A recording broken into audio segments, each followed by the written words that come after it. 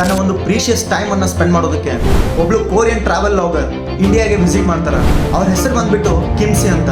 ಹಾಗೆ ಈ ವಿಡಿಯೋ ನೋಡಿ ಅವ್ರ ಜೊತೆ ಏನೇನೆಲ್ಲ ಆಯ್ತು ಅಂತ, ಅಸಭ್ಯ ವರ್ತನೆಗಳು, ಸಿಕ್ಕಾಪಟ್ಟೆ ಕಾಟಾಚಾರ, ಸಿಕ್ಕಾಪಟ್ಟೆ ಸ್ಕ್ಯಾಮ್ಸ್ಗಳಿಂದ ಮನನೊಂದ ಆ ಮಹಿಳೆ ಒಂದು ವಿಡಿಯೋದಲ್ಲಿ ಹೇಳ್ತಾಳ, ಪಾಪ ಕಣ್ಣೀರ್ ಹಾಕ್ತಾ ಐ ಹೇಟ್ ಇಂಡಿಯಾ ಅಂತ. ಈ ಒಂದು ದುರ್ಘಟನೆ ನಮ್ಮೆಲ್ಲರಿಗೂ ಶೇಮ್ಲೆಸ್ ಅಂತಾನೆ ಹೇಳ್ಬೋದು. ಇಲ್ಲಿ ಥಿಂಕ್ ಮಾಡಬೇಕಾಗಿರೋದು, ನಮ್ಮನೆ ಹೆಣ್ಮಕ್ಳು ಕೂಡ ಹೊರದೇಶಕ್ಕೆ ಹೋದಾಗ ಅವ್ರ ಜೊತೆ ಏನಾದರೂ ಈ ತರಹದ ಘಟನೆಗಳು ಸಂಭವಿಸಿದ್ರೆ, ಆ್ಯಂಡ್ ಅಮೆರಿಕ ಕೂಡ ಹೇಳುತ್ತಾ ಇಂಡಿಯಾಗೆ ನೀವೇನಾದರೂ ತಿರುಗಾಡಕ್ಕೆ ಹೋಗ್ತಾ ಇದ್ರೆ ಥಿಂಕ್ ಮಾಡಿ ಹೋಗಿ, ಬಿಕಾಸ್ ಮಹಿಳೆಯರಿಗೆ ಆ ಜಾಗ ಸೇಫ್ ಅಲ್ಲ ಅಂತ. ನಮ್ಮ ದೇಶದ ಬಗ್ಗೆ ಈ ಟಾಪಿಕ್ ಮೇಲೆ ಕೆಲವೊಂದಷ್ಟು ಜನರ ಮನಸ್ಥಿತಿ ಇಷ್ಟು ಕೀಳ ಮಟ್ಟಿಗೆ ಹೋಗಿದೆ ಅಂದರೆ ಇಮ್ಯಾಜಿನ್ ಕೂಡ ಮಾಡೋಕ್ಕಾಗಲ್ಲ.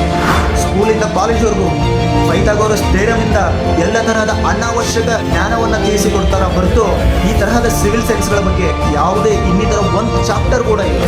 ಒಂದು ಕಡೆ ಈ ತರಹದ ಘಟನೆಗಳಾದರೆ, ಇನ್ನೊಂದು ಕಡೆ ಸಿಕ್ಕಾಪಟ್ಟೆ ಹೆಣ್ಣು ಮಕ್ಕಳನ್ನು ಬ್ರೂಟಲ್ ಆಗಿ ಮರ್ಡರ್ ಮಾಡಿ ಪಾಪಿಗಳು ತಲೆ ಎತ್ತಿ ತಿರುಗಾಡ್ತಾ ಇದ್ದಾರೆ. ಆದರೆ ಶಿಕ್ಷೆ 13 ವರ್ಷ ಆದರೂ ಇನ್ನೂವರೆಗೂ ಆಗ್ತಾ ಇದೆ.